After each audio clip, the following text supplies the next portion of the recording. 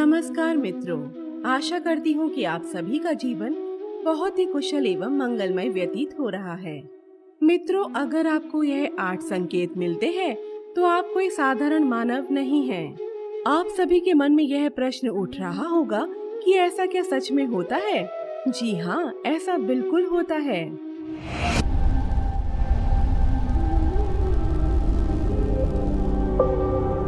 आप सभी का बहुत बहुत स्वागत है हमारे चैनल ज्ञान और वैराग्य में। हमारे प्राचीन ग्रंथों में कुछ ऐसे संकेतों के बारे में बताया गया है जिन्हें देखकर हमें पता चलता है कि कुछ लोगों पर भगवान की असीम कृपा होती है।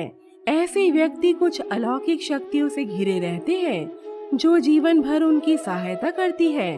तो चलिए जानते हैं ऐसे ही 8 संकेतों के विषय में। पहला संकेत, पूजा की थाली में फूल या चंदन का गिरना। अगर आप किसी मंदिर में दर्शन करने जाएं और आपकी पूजा की थाली में या फिर आपके सिर पर कोई फूल या चंदन आदि गिर जाए तो इसे बहुत ही शुभ संकेत माना जाता है। इसका मतलब है कि ईश्वर आपके साथ है और आपको आशीर्वाद दे रहे हैं। ऐसे में अगर कोई नया काम शुरू करना चाहते हैं तो बेझिझक होकर कर लीजिए, क्योंकि ईश्वर का आशीर्वाद आपके साथ जो है और आप अवश्य ही उस कार्य में सफल होंगे। दूसरा संकेत, गौ माता का घर पर आना।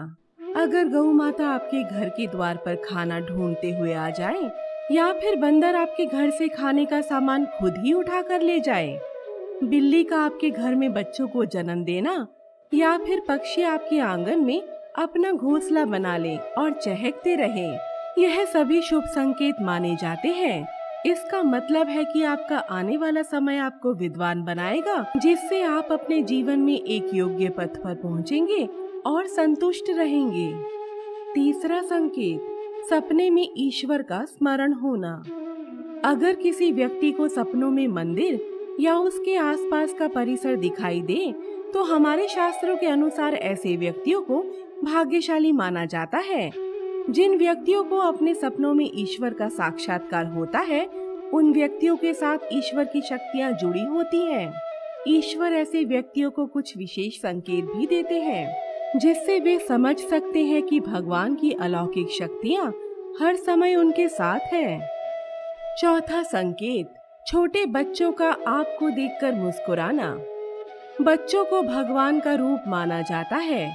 ऐसे में अगर कोई छोटा बालक या छोटी कन्या आपको देखकर बार बार मुस्कुराए या आपके घर में उनका आगमन हो और वे खुशी से आपके घर में खेले तो यह बहुत ही शुभ संकेत है। इसका मतलब यह है कि आपके जीवन में नई खुशियाँ आने वाली हैं और आपकी जिंदगी में नए रंग भरने वाले हैं। तो दोस्तों, यह संकेत इस बात को भी दर्शाता है कि कुछ नए रिश्ते आपके जीवन से जुड़ने वाले हैं और ऐसे संकेत आपको ईश्वर की कृपा से ही प्राप्त होते हैं। पांचवा संकेत, बिना कारण मन का प्रसन्न रहना।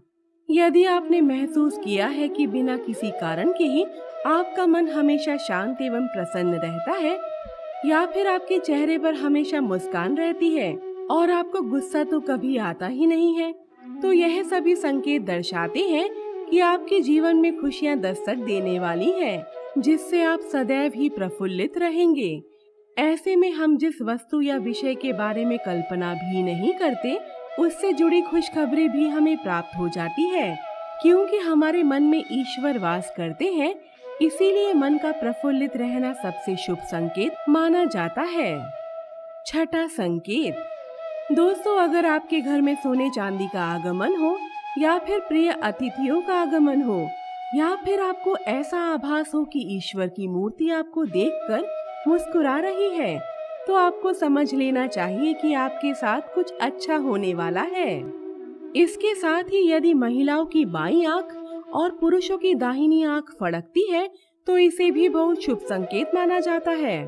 इसके अलावा संध्या काल में यदि जल या दूध से भरा पात्र किसी के द्वारा आपको मिल जाए या कोई मीठी वस्तु प्राप्त हो जाए तो यह संकेत भी आपके जीवन में शुभ समय के आगमन का सूचक है।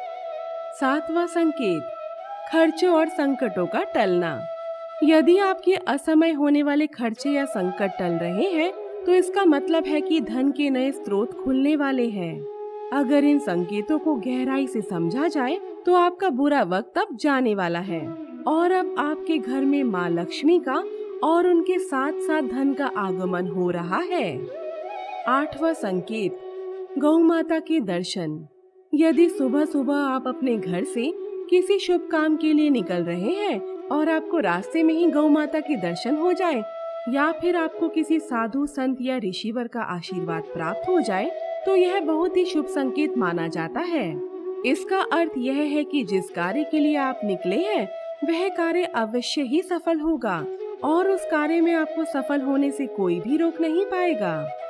तो दोस्तों, यह थे कुछ संकेत जो सबको नहीं मिलते और जिन्हें मिलते हैं उन्हें वह बाकी लोगों से असाधारण बनाते हैं। आशा करती हूँ कि हमारी यह प्रस्तुति आपको पसंद आई होगी। अगर आपको यह वीडियो पसंद आई हो तो आपसे निवेदन है कि इस वीडियो को अपने दोस्तों और रिश्तेदारों के साथ शेयर जरूर करें और हमारे चैनल को सब्सक्राइब कर दें। नमस्कार।